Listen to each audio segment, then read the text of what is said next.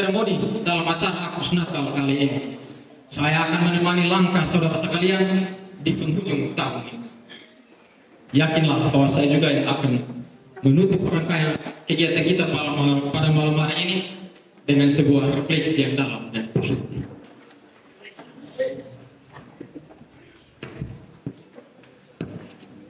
Pada tempat yang pertama, izinkan saya menyapa hadirin sekalian. Yang terhormat Romo Preses, Romo Theosila, yang terhormat Romo Yosef Naat, yang terhormat Romo Oktenai, yang terhormat para frater teologan, dan yang terhormati pula rekan-rekan frater filsofan. Sekali lagi, selamat malam. Mentari tenggelam menjelang petang, terangnya cahaya menjadi pudar. Kami ucapkan selamat datang, terima kasih berkenan hadir.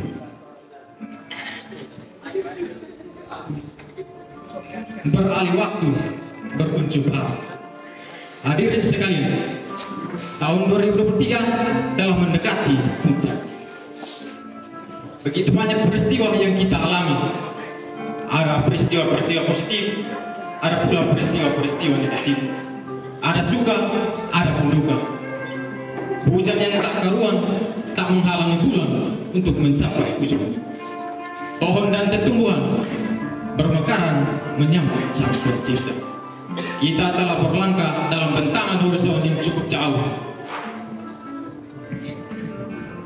Jatuh dan bangkit, sukses dan gagal kita perjuangkan demi masa depan. Sebentar lagi kita akan memasuki tahun yang baru.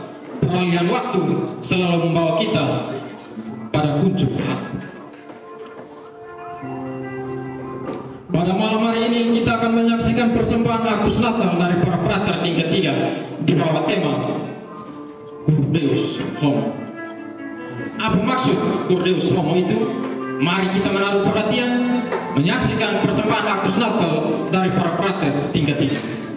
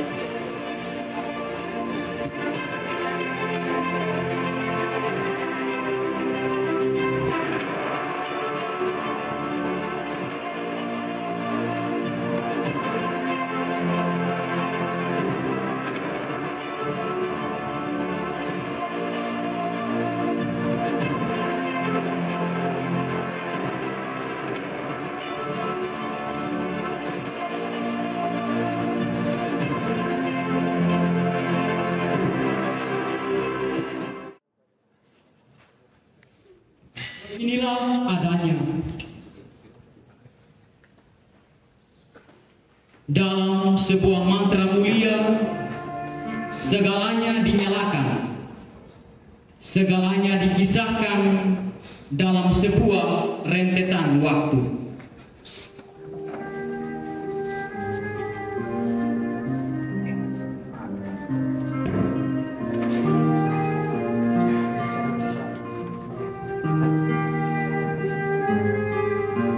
Cerita tentang manusia diperlihatkan begitu dingin oleh sang sutradara. Benda-benda manufaktur dimuat dalam papan catur semesta dengan gerak yang beraturan.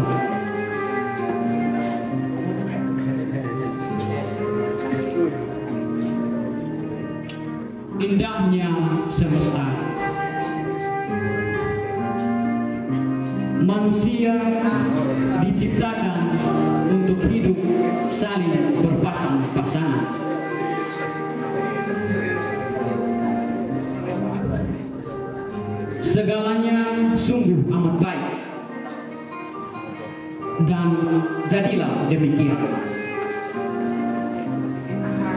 Detak jam dinding yang tak memiliki jantung, yang diberi bunyi menandai setiap musim. Ia membuat manusia menjadi tua dalam pelukan lingkungan. Terlalu jauh kita boleh ke belakang dan bertanya, mengapa mesti begini? Perempuan berselubungkan cahaya itu meratapi nasibnya. Karena kini tertutup sudah hati kecilnya, sebab dia telah merenggut semuanya. Kebebasan yang semestinya menjadi mahkota menjelma kebablasan yang tiada berpengharapan. Dia, sang iblis itu datang.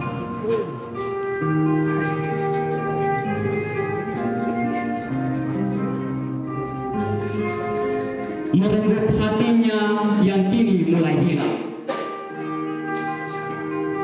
Iblis itu berdiri di hadapannya dan membelenggu diri serta sanubarinya, sebab penolong tak ada lagi bagi perempuan itu. Mungkin bukan atas ketukan sebuah lapar yang paling rahasia. Nyatanya manusia terjebak dalam babak rayuan iblis.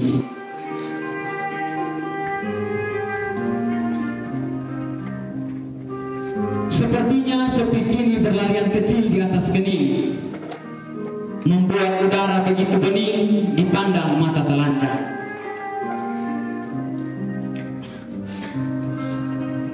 Setelah menembusi malam, dia yang diutus Tuhan datang menghampiri mereka. Aku bersama engkau. Sembari mereka sujud berdoa kepada Tuhan yang mereka agung-agungkan.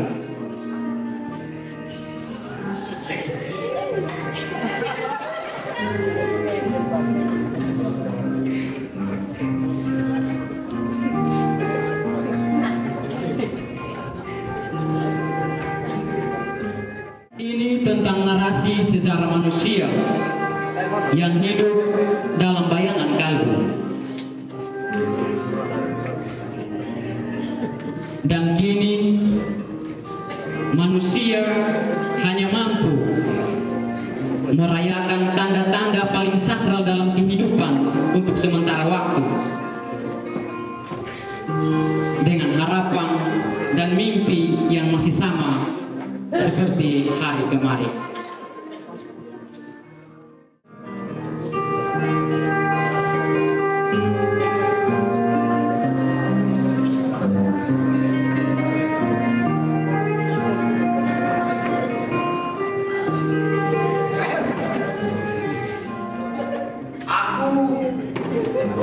Adalah anak angkat dari sang saudara sejati. Demikianlah hari-hari berjalan teman teman. Ada makan dia makan, tidur dia tidur,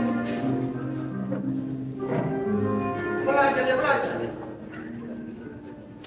Tapi kalau ada di pesta, OTW. Aku seorang mahasiswa yang nakal. Ketika dalam kelas, suasana kelas menjadi sangat ramai seperti para penjual dagangan di pasar-pasar. Tengah kuliah, berjumlah anak mahasiswa, 3 orang suster, 10 orang awal dan selebihnya frater. Dosen yang menegur mahasiswa karena tertidur dalam kelas, dan senior prorektor yang menyelidiki kami membuat lelah dalam belajar.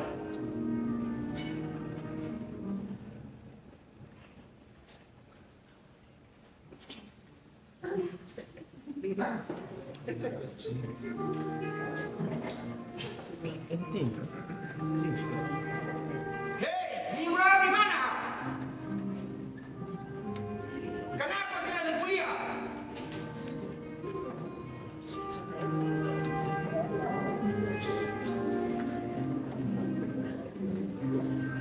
Sampai jumpa tahun depan. Waktu saya mahal, sangat mahal. Lebih mana upah saya setiap bulan. Dan untuk Anda, saya tidak punya waktu. Silakan tolong pulang. Sangat lebih sekali teman. Tanpa apa-apa, salah gerakan, Studi bisa berhenti. Walau saya lampu merah tidak diminta. bajingan Adalah wajah. salah terus disalahkan Atau dibuat salah. sebenarnya mana yang benar?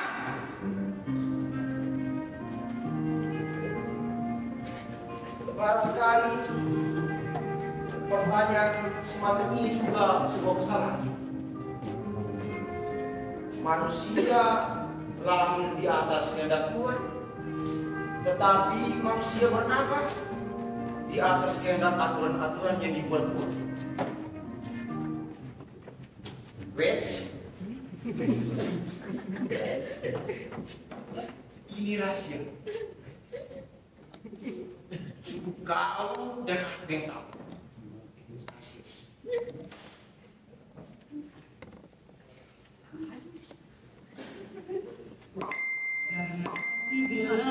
Selamat pagi, selamat beraktivitas di hari ini sayang. Jangan makan ya beb, terus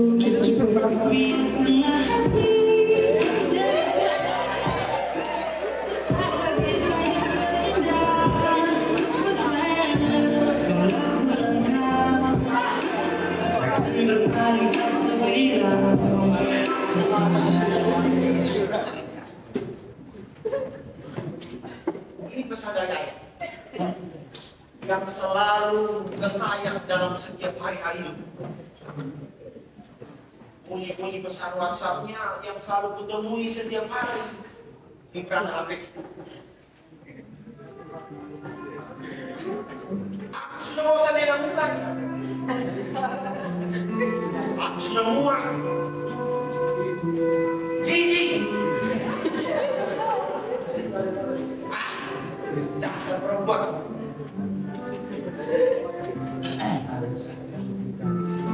Isi kepalaku berputar seperti gasing.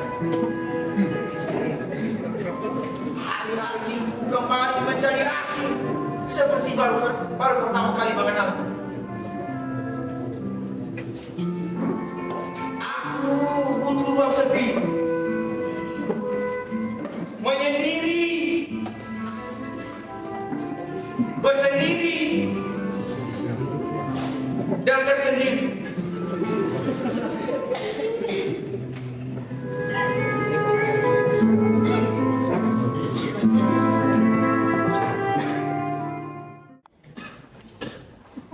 Dalam sunyi yang belum dijawab bunyi, aku mendengar lantunan musik di ruang sebelah.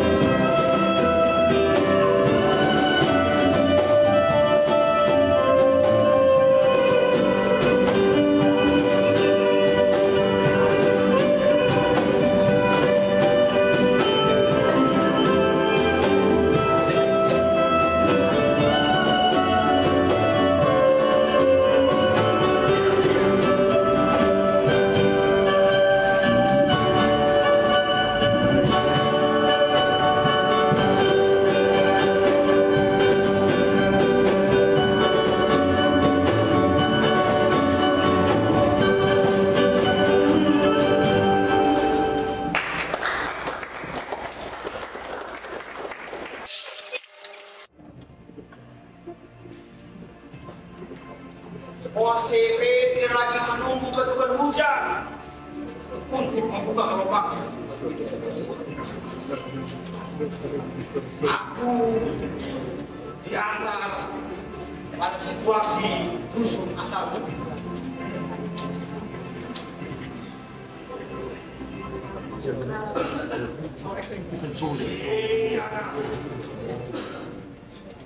Kapan kau raih gelar sarjana untuk angkat nama keluarga kita?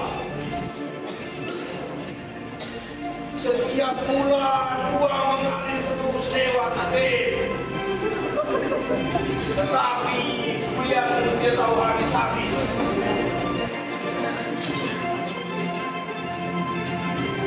Diandro,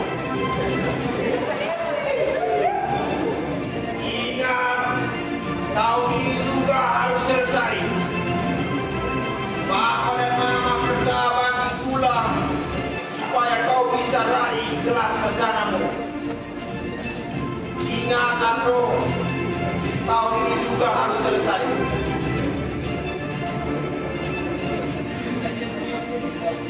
Ocehan Papa yang selalu teringat dalam telinga. Begitulah pendidikan zaman sekarang. Ilmu kehilangan harinya, tetapi nama keluarga yang diprioritaskan.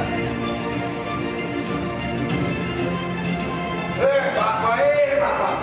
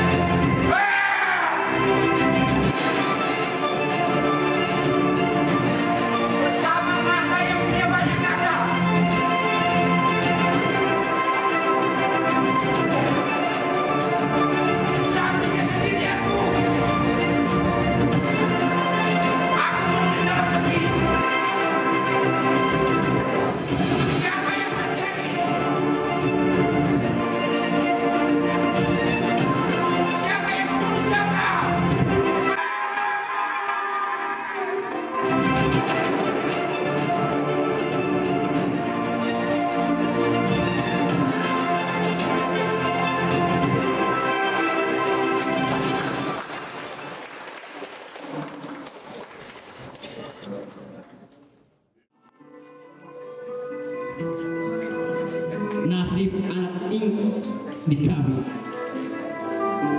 Mereka bergula. Lahir percikan api yang timbul dari gesekan kedua tongkat yang terbuat dari harapan dan belerang. Namun iblis itu terkulai bagai kayu kering yang dibuang dari atas jembatan Nidiba.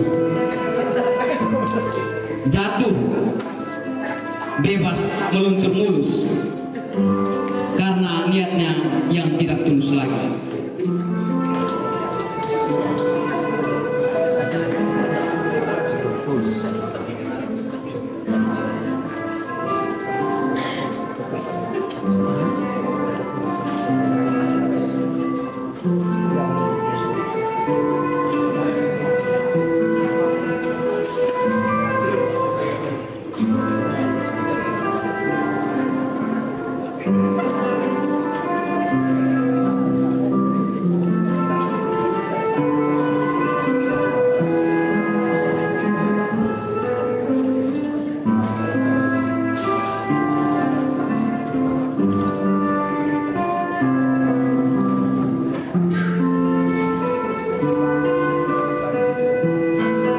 keselamatan menjadi simpul dan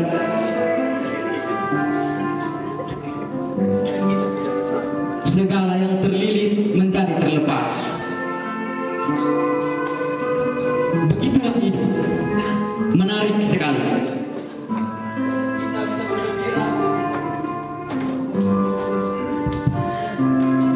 Sekaligus menangis dalam hitungan detik.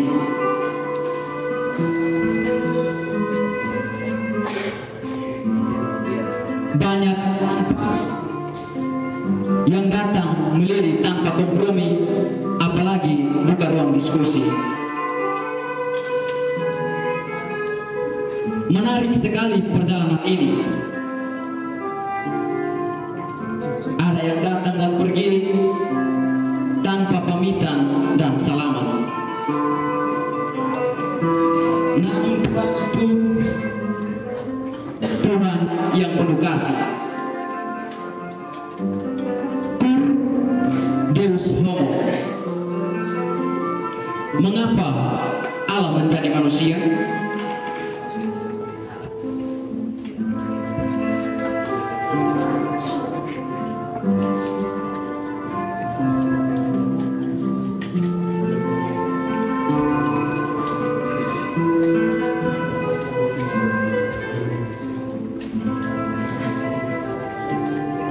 Tanya yang paling abadi membuat para musafir kembali untuk memeluk Dia.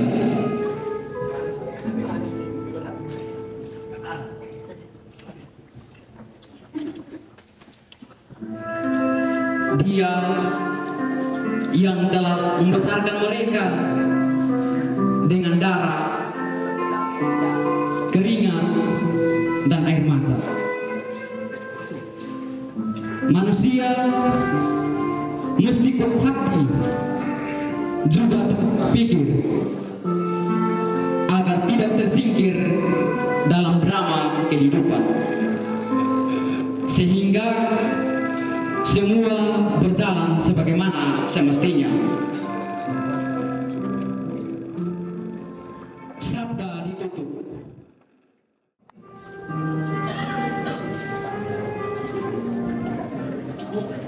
Mari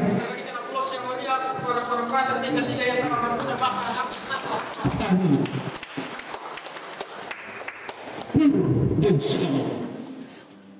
Mengapa Allah menjadi manusia? Merupakan satu kalimat yang diculik dari buku karya Anselmus Canterbury. Deus homo. Mengapa Allah menjadi manusia? Allah menjadi manusia untuk mengangkat manusia menjadi layak di hadapannya. Desember kali ini berat. Mungkin selain kita sementara berada pada musim, kita juga sementara berada dalam musim bunuh diri. Namun pada intinya manusia memang punya keinginan, tapi semesta punya kenyataan. Untuk itu, agar tali silaturahmi horizontal dan vertikal tidak putus, kita berjalan bersama dalam nama Yesus Kristus. Kesempatan yang berikutnya saya berikan kepada Romo Preses untuk menyampaikan sepatah kata. Namun sebelum berlangkah pada sambutan dari Romo Preses, saya mengundang para frater tiga-tiga untuk tampil ke depan. Mari.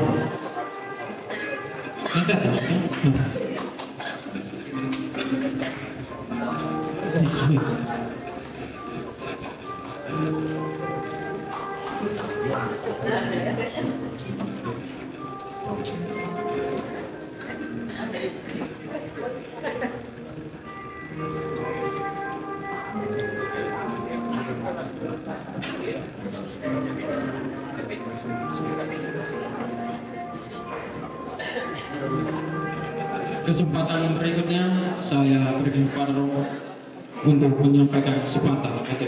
Pada Romo Preses saya persilakan.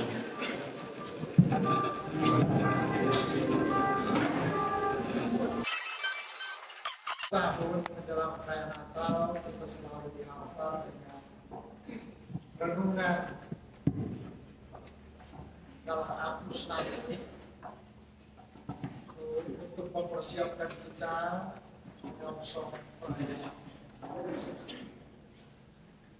Tahun ini tingkat 3 mengangkat kita untuk merenung bersama tentang situasi kehidupan manusia. Pur Deus Homo itu sebuah karya dari Anselmus Canterbury pada abad pertengahan yang berkisah tentang Allah menjadi manusia dan konsekuensi lebih lanjut dari Allah menjadi manusia itu. Allah menjadi manusia untuk mengilahikan manusia, bukan menjadikan manusia Allah, tetapi melayakkan manusia untuk boleh menyebut dirinya sebagai putra dan putri Allah. Kisah tadi bergerak dari penciptaan Eden, lalu kaos yang terjadi, dan Allah menjadi manusia supaya situasi yang kacau balau itu menjadi tempat berkembang. Itulah proyek besar yang Allah kerjakan untuk manusia. Allah datang supaya ia menjadi manusia, dan dengan menjadi manusia kemudian dilayakkan untuk menjadi Allah. Itulah kehadiran firman yang menjadi manusia dan setiap datang kita untuk menunjukkan jalan keselamatan bagi manusia. Kira-kira itu yang bisa kita petik dari Agustus Natal kita tahun ini. Kalau begitu banyak hal yang terjadi dalam kehidupan kita dan kalau kita cermati secara baik, banyak hal yang mesti kita bereskan supaya demikian kita boleh layak untuk menyambut kedatangan Tuhan pada hari Natal. Hal-hal yang terjadi dalam kehidupan kita yang berikut. Mari kita berbenah diri supaya dengan hati yang penuh damai kita menyambut kedatangan Tuhan di hari Natal. Kita berterima kasih kepada para frater ketiga yang dengan caranya berusaha untuk mengangkat kita dengan permenungan yang bernada filosofis teologis untuk membuat kita atau menyadarkan kita dari semua kekurangan untuk menuju pada hal-hal yang lebih baik. Terima kasih untuk kita semua, untuk para romo yang hadir bersama malam ini, untuk para frater yang kalau kita hidup tidak sampai 300-an.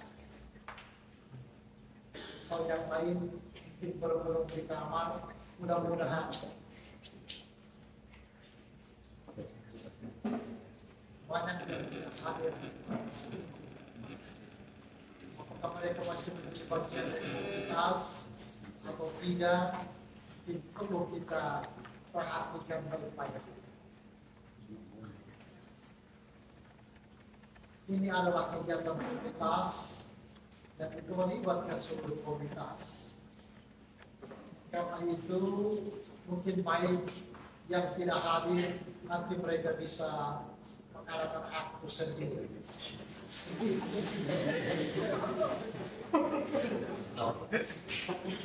Ya. Mari kita berusaha untuk hidup bersama, menyadari kegiatan-kegiatan komunitas. Ini juga kehadiran di sini menjadi hal yang baik karena itu kita berusaha memperhatikan kegiatan-kegiatan. Mungkin nanti pengurus bisa memperhatikan teman-teman yang tidak hadir untuk dari ini bisa diatur bagaimana caranya kita bisa mengadakan aksi semua. Terima kasih untuk kehadiran para frater yang memberi perhatian untuk aktus ini, aktus kita. Semoga semua yang terkait dengan mandu kita untuk lebih siap lagi untuk menyongsong kelahiran Tuhan yang akan ke dunia untuk menjadikan kita layak. Ini saja yang mau saya sampaikan. Terima kasih kepada para yang sudah mempersiapkan.